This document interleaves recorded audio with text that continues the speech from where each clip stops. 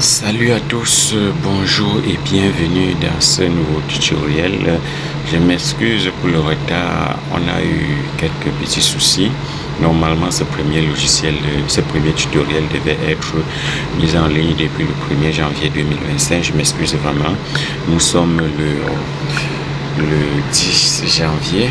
Excusez pour le retard, mais rassurez-vous, on va y arriver. Ne vous inquiétez pas. Je sais qu'il y a eu quelques petits problèmes et par la grâce de Dieu, on a pu les résoudre. Merci encore. C'est 3D Experience qui revient avec le premier logiciel de After Effects. Et surtout aussi, n'oubliez pas de commenter, n'oubliez pas de partager, de nous laisser un commentaire, un like, d'activer la cloche de notification pour ne pas manquer les nouvelles vidéos parce que ça va aller chaque jour. Alors sans plus tarder, on va démarrer After Effects. Moi j'utilise la version CC 2022. On va lancer le logiciel After Effects. Et pour ceux qui ne connaissent pas, 3D Experience est une structure qui fait dans le graphisme située au Carrefour Maïtu-Biting, plus précisément au Cameroun, à Yaoundé. N'hésitez pas à faire un tour pour visiter et voir nos différents services. Nous proposons des formations dans nos domaines comme la formation en dessin animé, After Effects, Premiere Pro, montage vidéo, shooting professionnel et en bref, tout ce qui concerne le numérique, l'intelligence artificielle, un peu de tout. Merci encore une fois de plus. Oh, voilà l'interface du logiciel After Effects qu'il veut présenter. Ici, nous avons le grand menu qui est composé du fichier édition, composition, calque, effet, animation, affichage, R, et ainsi de suite. Et nous avons ici les outils qui est composé le bouton accueil, sélection, outil main, outil loupe, outil sélection, ainsi de suite. Ici nous avons les fenêtres d'affichage, ici nous avons la fenêtre d'affichage par défaut, ici nous avons formation, ici nous avons visuel, ici nous avons petit écran, ici nous avons bibliothèque, ici dans cette petite flèche nous avons d'autres fenêtres. Donc ici on va prendre effet, moi je préfère la fenêtre effet. Ici nous allons commencer par une nouvelle composition. La nouvelle composition, on va cliquer, on a la nouvelle composition, on va le nommer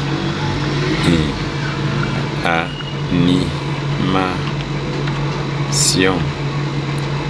1.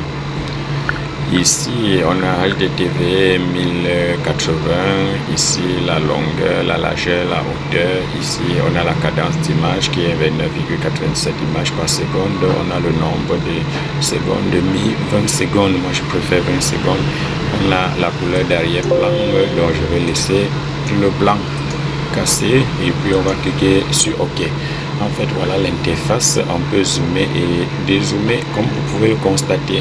Ici, on a la fenêtre des projets, effets et projets. Ici, on a la file d'attente des rendus, là où on effectue les rendus. Ici, on a les effets. Ici, comme vous pouvez constater, vous pouvez rechercher tous les effets possibles et augmenter. Et puis en bas, on a le paramètre de réglage, comment régler les textes, police de caractère. Sur le site. Ici en bas on a la timeline où on doit animer et manipuler les trucs en fait. Et sans plus tarder, on va importer notre premier logo. On va importer le logo 3D Experience. Voilà le logo. Une fois importé, on la glisse sur la file d'attente. Regardez, si vous importez un logo, elle est cruciale comme ça, de zoomer juste et il faut réduire le logo. Comme ceci. Voilà, j'ai réduit le logo. Je préfère laisser comme ceci. Voilà mon logo. Maintenant, avec le logo, on va procéder à l'animation. Si je déroule ici, je déroule transformer. En transformer, on a point d'ancrage, on a position, on a échelle, on a rotation, on a opacité. Ici, on va prendre par exemple échelle. Je prends l'échelle. Ici à échelle, je vais positionner ma tête de lecture à 4 secondes. 4 secondes comme ceci. J'aimerais que à 4 secondes, mon logo soit à ce niveau. Je vais appliquer une clé. Je vais rentrer à 0. À 0, j'applique encore à... Non. On va mettre CTRL Z. À 0, je vais remettre le compteur à 0. Mon logo va disparaître et directement ça va appliquer une clé, d'accord.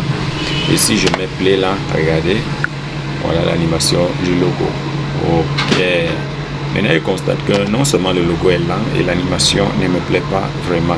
Qu'est-ce que je vais faire? Je vais sélectionner les deux clés, je vais appuyer sur F9 ou à défaut je fais un clic droit, assistance d'image clé, lissage de vitesse qui est raccourci F9. Après avoir sélectionné, je sélectionne le graphe et puis je vais essayer de sélectionner les clés. Je vais essayer de la ratifier comme ceci. Voilà, j'ai ceci.